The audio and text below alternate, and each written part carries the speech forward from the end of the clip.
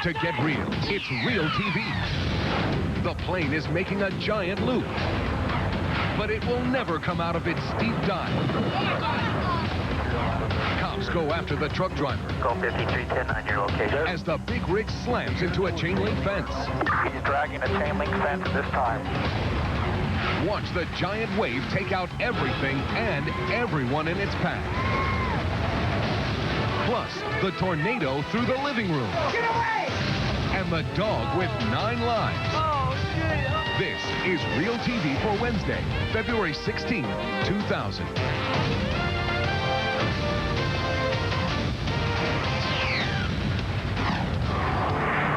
In today's top story, a perfect day for an air show at the Jefferson County Airport near Broomfield, Colorado.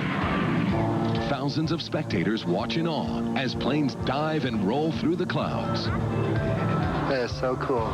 Others catch the action with cameras from the nearby hills. But no one suspects the terror about to unfold before their eyes. On the runway, retired airline pilot Jack Rosamond lifts his vintage Saberjet into the skies. His maneuvers are flawless until he reaches the most difficult part of the program, a vertical figure 8, bringing the jet dangerously close to the ground on the bottom loop.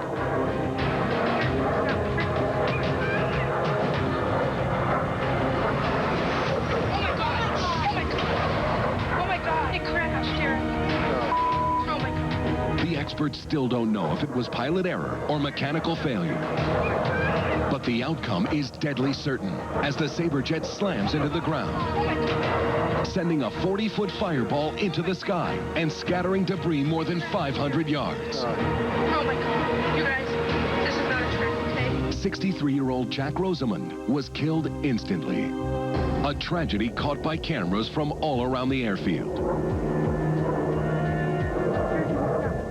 Climb up on the 45 degree for the first leg of it.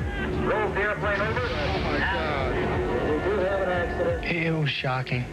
Absolutely shocking, you know, to see a plane crash right in front of you. Realtv found another angle of the crash from 17-year-old Ryan Buell, one of the closest bystanders shooting home video. He immediately dropped his camera and ran from the searing heat. Fortunately, no one on the ground was hurt. But Ryan Buell says it's a sight he'll never forget. I was in complete shock, denial almost, that a plane could actually crash in front of me. Oh my God! Oh my God! It's a moment of crazy bravado that could change Lucas Porzio's life forever. Minutes earlier, Lucas and his pals had hit on this foolish stunt for one reason.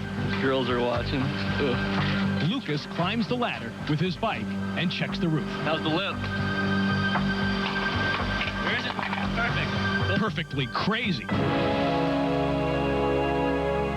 The girls climb out of the pool and don't seem too impressed. You girls ready for this? With a second camera angle, another pal sets the scene.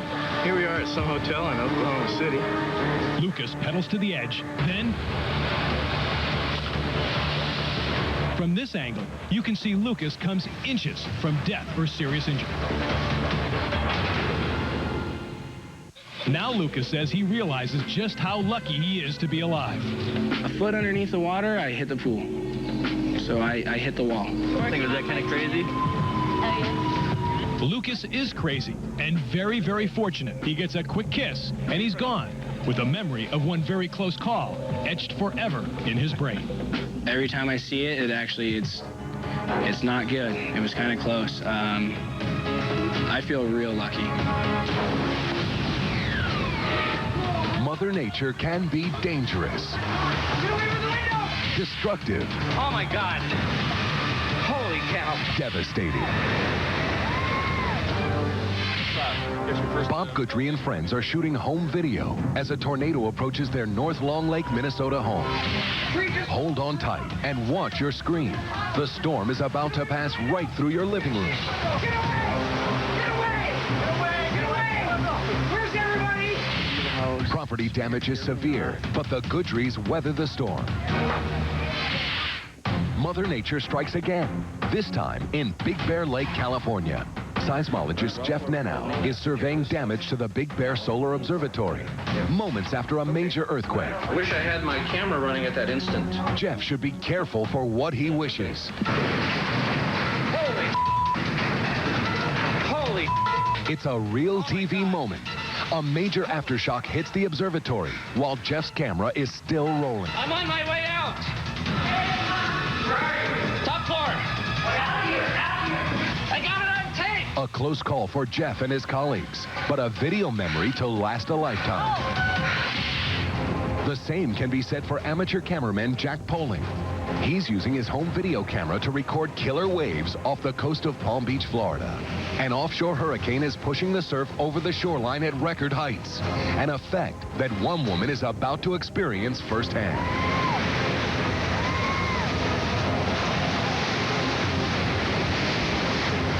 A huge wave crashes over the wall, toppling the tourist and the cameraman.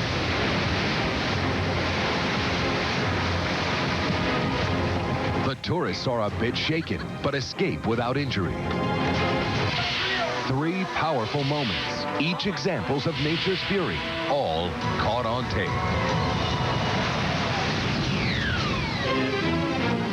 Take a look at this dog. We don't know his real name, but we'll call him Lucky. And you will too, after you see what he just survived. Oh, man. This is Lucky just seconds earlier, tumbling out of control down a New Hampshire mountainside. Come on, buddy. Come on, Ty, get up. Come on, buddy. It looks horrible, but remember, Lucky's gonna come through it without a scratch. Ty, get up. Come on, buddy. When the dog finished his tumble, he just lay there for a few minutes, and none of us quite knew what to think. Greg Snow is a freelance cameraman and was on the mountain that day. Right before the dog started to fall, I was taking some shots of some people I saw going up the main bowl because I needed some shots of people skiing down. Skiing conditions weren't great that day. It was a severe avalanche danger created from all the snow that we'd had that winter. And just before Lucky took his spill, tons of snow did come rushing down, with the avalanche threatening a group of skiers who had nowhere to run. They're all right. With the avalanche danger past, Greg Snow again turns his camera to the mountaintop. I saw one guy just summiting, and then I noticed a dog at his feet, and I said, wow, this will be a great shot. At the time, Greg didn't know just how great the shot would be. The man started skiing, and then, to my astonishment, the dog ran after him. This dog bought the farm. He tumbled and tumbled and tumbled. Oh, Judy. Oh, man. At the bottom, everyone who watched in horror now holds their breath and hopes for the best. I thought that guy had broken his neck a few of those times. We're all amazed that the dog had survived. We're thrilled. We're absolutely thrilled that this dog has survived. The fugitive truck driver is crossing the median. Coming up, how the hero cops stop the madness. When the passenger is running westbound. Later, the stunt that goes wrong. And Tom Berenger relives his favorite Realtv segment. It was horrifying to watch. You want great tape? You've come to the right place. The one, the only, Realtv. You're watching Realtv. Welcome back. I'm Kristen Eichel. They are the eyes in the skies. When cops on the ground in Salt Lake City have lost their man, it's the officers upstairs in the chopper who find them with a camera that turns night into day. And we get to see it all caught on tape. Back off. We're chasing a juvenile that's in a stolen car that is also suicidal. Deputy Rick Williams is the chopper cop behind the camera flying above the chase. We have a definite aggravated assault on this suspect. Now he is geared towards police officers. At just the right moment, the ground cops make their move. Take him. Got him. Got him. Good shot. He's moving again. Take him, Kilo. A canine truck, in order to try to prevent the suspect from fleeing further, pushes the suspect vehicle off the road into the curb. The deputy jumps across the hood of the car, and they meet him on the other side as he gets out. Here, here, Williams leads another chase as two suspects try to make a getaway in a stolen pickup truck. We're on a stolen white Dodge 93 pickup truck. Vehicle, we're continuing at 100 miles an hour. 100 miles an hour. 100 miles an hour. The driver is a male Hispanic, approximately 19 years of age. The next maneuver he made was he jumped back on the freeway, but going the wrong way. Boys going through the field. He tried to cross back across the median and got stuck in the mud. Helicopter's with a passenger is running westbound. Two are out. They're both westbound in the trees. And okay, you've got an officer that's making the arrest on the driver. The passenger is making his way to the eastbound lanes of 201. Looks like there's an officer on him. Copy, there's an officer on both subjects. He's taking the fucking exit. This chase involves yet another stolen pickup truck, but the driver here is headed in a dangerous direction full of obstacles and roadblocks. Air 2, have you still got him? Air 2 affirmed, tape is rolling. Air 2, suspect vehicle is slowed for construction area. Air 1 Echo 75, I can't see the roadway for ditches because of the dust. I can't get back up on the pavement. I need you to call it. Air 2, he's taking a left-hand turn off of Winchester. The suspect entered a circle and struck a chain link fence. He's boxed, he's boxed. He's boxed and he's dragging a chain link fence at this time. Took a right off the cul-de-sac. Now heading toward the marked units, dragging approximately 40 feet of chain link fence and a gate. You can see as he goes around the corner in the subdivision, a pedestrian actually walking on the street, and he's jumping out of the way to get out of the way of the fence. He's got a whole big gate and everything. He is endangering traffic. Back to where he's at. Salt Lake Air 2, we have him stopped just past the cul-de-sac. The driver fled out the passenger side. Because of how thick the trees were, we didn't see where the suspect went. Yeah, I got it. One picture, we've got one suspect located behind the doghouse here in your light, Frank. Keep it up. The suspect had actually crawled into a doghouse and was hiding in the doghouse when the police canine located him and took him into custody. We got it. And your adrenaline's flowing, you're excited, you want to make sure the bad guy gets caught, but the whole time you're thinking, man, I hope nobody gets hurt. It's a great job. I lucked out. Even Tom Berenger loves Real TV. Coming up, the movie star remembers one scary video before he takes the big plunge himself. And a casino hotel up in smoke. Looking back at the horrible fire at the MGM Grand Hotel. Don't go away.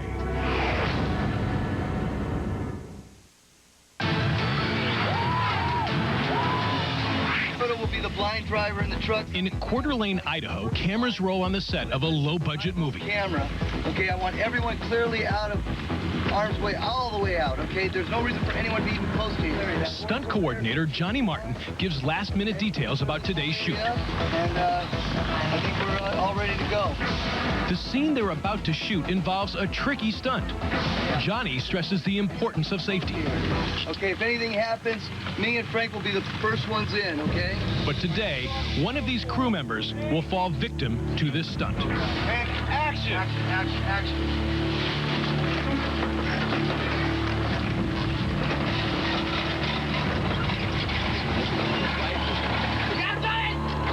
The truck runs off course, plowing down none other than Johnny himself. Johnny stares death straight in the face and survives. When I saw my face in that chrome bumper, that's when I knew something was going to happen. Off camera, Johnny slips and gets caught in the path of the runaway truck. Everyone was panicking, and I could see I was covered in blood pretty much. I got up immediately, and I went straight to the hospital. 100 stitches and a chipped tooth later, Johnny is now back at work, completely unfazed by the accident. This is what I deal with every day, and I wouldn't change it for the world. So, Real TV, check it out. Stevie B here, set a cutaway, Miami Beach, Florida, skydiving movie. And, of course, if it's a skydiving movie, there's only one thing to do. Watch the skydivers.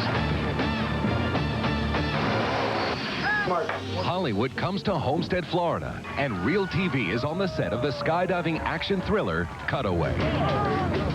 It's an all-star cast featuring Stephen Baldwin, Dennis Rodman, and Tom Berenger, who happens to be a big fan of Real TV. I saw a thing on television the other night, though. It was the guy who was doing his first solo, and there's a couple guys out there next to him, right? They're just one on one side, one on the other side, just watching to make sure. And he pulled the wrong thing. Instead of the ripcord, he pulled the cutaway. and his chute flew up. Let's watch. It was horrifying to watch. And he falls away from the other two guys, and they see him fall. And I mean, you're screaming watching this, and he's falling and falling, and then he pulls his reserve chute. The reserve chute comes out, and you go, oh, okay, fine, not over yet. He goes into a power line, like one of these things back here. Hits a power line, and you see the spark, and then drops from about the height of one of those poles, and he walked away. If you want to see Tom, Dennis, and Billy skydive for real, you'll have to see the film. In the meantime, you'll just have to settle for some movie magic. On Realtv tomorrow, we've got the video of the police officer who comes this close to disaster. Plus, the scenes from Frasier you were never meant to see. But that's what the curse does. It fools you. The thing is that you can fool the curse, but you can't. That's tomorrow. Still ahead today. They work hard and they play hard. Hi, I'm John Daly. Next, we look back at a terrible disaster, a fire at a hotel casino. The flames spread so quickly, the guests had no time to think. Within seconds, the MGM Grand is fully engulfed. This tape is also about what we've learned from a disaster that will always be unforgettable.